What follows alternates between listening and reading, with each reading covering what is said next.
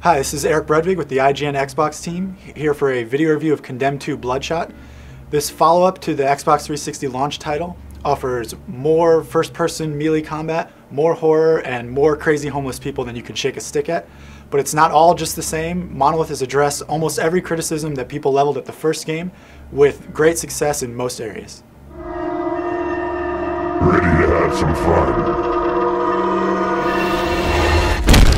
The first Condemned game left a lot of people confused, but you can rest assured that you won't have that problem with the sequel.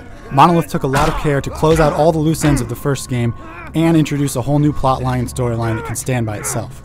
The game continues the story of Ethan Thomas, the star of the first Condemned, who has now left the SCU and become an alcoholic who's battling demons both imaginary and real.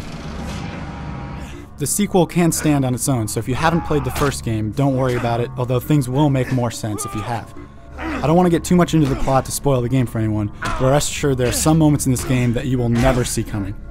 Then, on the other hand, there are some areas in the game that feel like they were just written in because the designers had a cool idea for a level. In the end, the fully fleshed out story is a nice addition, although it doesn't come off quite as satisfying as the open-ended Criminal Origins. Two of the main complaints that people had with the first Condemned game were that the combat was a little bit limited and the forensics was very limited.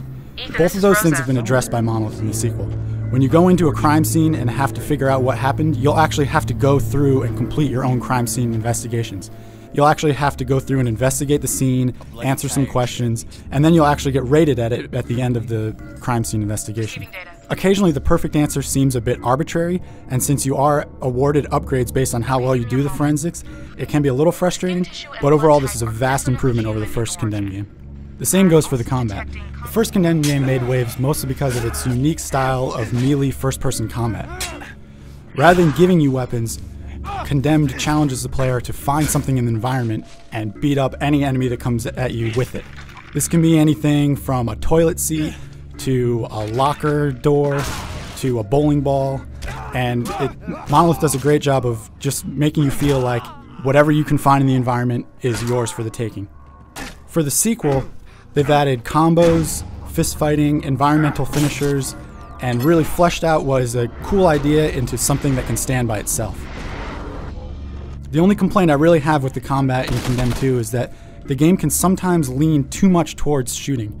In the first game, you'd get a gun and it would maybe have 2 bullets, and then you'd have to switch to something you found on the ground.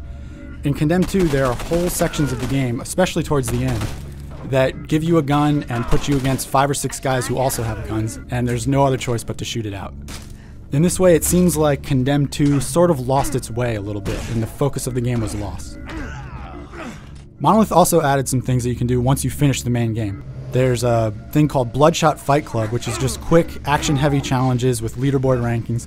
These are an okay distraction, but nothing more than that, and you'll probably play them a few times before growing bored of them. There's also a new multiplayer mode that's playable with up to 8 people, and quite frankly, it's totally unnecessary in a game like this, and the melee combat, especially in the deathmatch, mostly just becomes confused gameplay. There's one cool mode called Crime Scene, where they'll have a bunch of people who are trying to defend a box with a head in it, while a bunch of SCU agents are trying to capture it. For the most part, Condemned 2 does everything it sets out to do quite well. The immersion level is fantastic in this game, and that's very important in a game where horror and fear are some of the main themes. The occasional glitch, like frame rate drops or object physics not quite working right, can kill the immersion, but those are rare and not really that big a deal in the end. The third-person animations sometimes leave something to be desired, and also do a little bit to take you out of the immersiveness of the game. But on the other hand, the game has fantastic sound, even going so far as to taking simple combat and turning it into a cinematic experience with the use of great effects. The game, like all Monolith games, has genuinely creepy moments, and Monolith has really upped their game on Condemned 2. There's entire levels that will really creep you out, especially if you're playing them in the dark. So that's Condemned 2 in a nutshell. It's a great change of pace from traditional first-person shooters, and Monolith's unique brand of horror is always a great thing to look forward to. The story in the game is oddly a little bit unsatisfying, but overall the package comes together quite nicely, and if you like the first game, this is a great pickup.